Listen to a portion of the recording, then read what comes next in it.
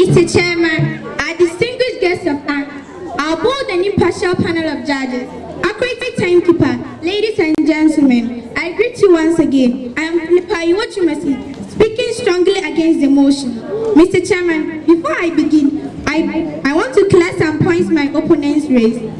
Mr. Chairman, my opponent said that homework brings about discipline. Mr. Chairman, my opponent made mention that homework brings about discipline, but is copy and paste discipline. No. Mr. Chairman, a typical example is English essays. Students with books and computers or phones will copy a professional manuscript and paste it on a blank document, and you will call this discipline.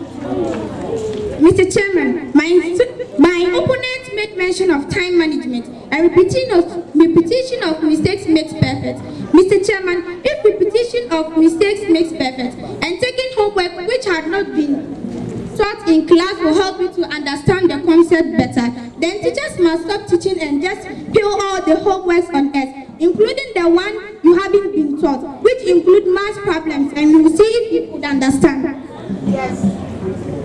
Mr. Chairman, my opponent made mention that homework is a bridge or a way of communication between the teacher, students, and the parents. But I want to clarify this point. Homework is not a bridge of communication, but it's a bridge of confusion.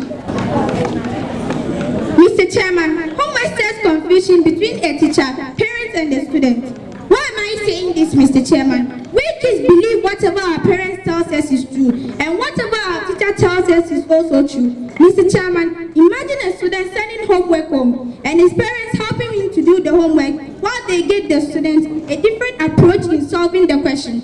And on the next day, a teacher marking him wrong. So the student sent it home and his parents was very angry. And he said,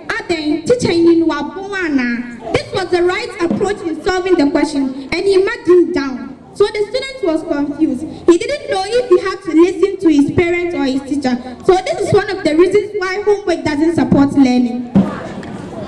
Mr. Chairman, my opponent made mention that homework also improve our research skills. As my second speaker said, middle class families with books and computers will be able to help their children, and much more than the poor ones can. So where are the research skills if we don't have the materials?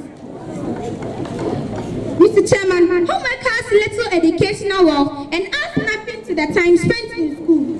Some schools and some countries don't bother about homework at all, and their results do not seem to suffer from it. Examples of these countries are Finland, South Korea, Japan. But we are talking about countries that are well developed in the world. These countries are past.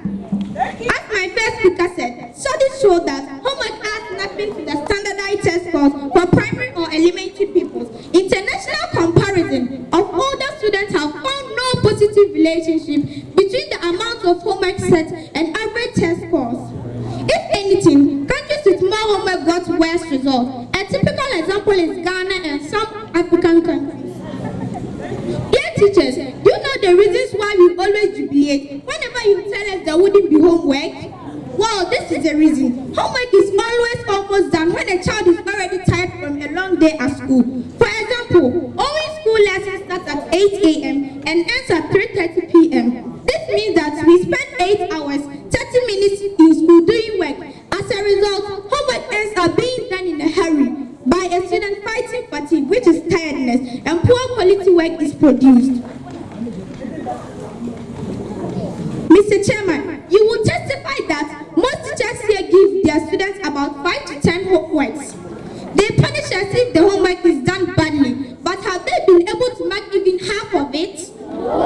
Mr. Chairman, pinpoint this again. Homework promotes cheating rather than learning. Mr. Chairman, I'm not doing this to disgrace my fellow mates, but I just want to prove my point. Why so? Students who have been up late trying to finish up their homework just because they were too exhausted ends up in school the next day, very tired, and so are less ready to learn. So I ask, what is really the point if a student cannot learn in school just because of homework?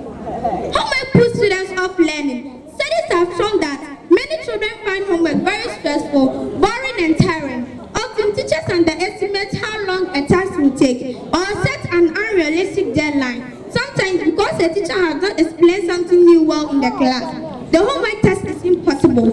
So children end up paying their free time for the failings of their teachers. They also suffer punishments if the work is done badly or late. Dear opponent house master, have you not been punishing your students for not completing their homework? After so many times of bad homework experiences, do you think these children would like to come to school? It is no wonder that we have many absenteeism these days, and many children would like to come to dislike education and switch off or drop out too early. Now tell me, that so-called homework promotes learning here. Let's call a spade a spade. Homework does not support learning. Mr. Chairman, our distinguished guests of honor, our board and impartial panel of judges, accurate timekeeper, ladies and gentlemen, considering the cogent points that I have advanced, I humbly appeal to you to reject my opponent's unattainable argument and declare my house as the winner of this debate. Homework does not support learning.